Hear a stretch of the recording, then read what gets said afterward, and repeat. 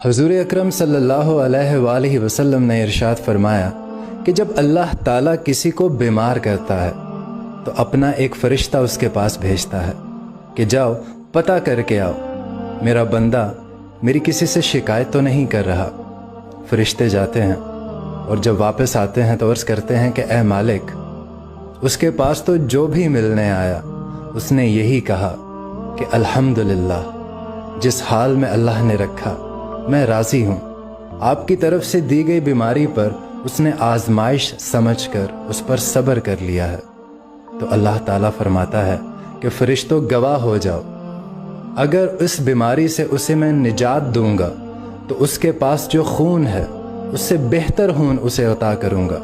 और उसके पास जो गोश्त है उससे बेहतर गोश्त इसे अता करूंगा, और अगर इस बीमारी में उसे मैं मौत देता हूँ तो उसे मैं जन्नत में जगह अता करूँगा।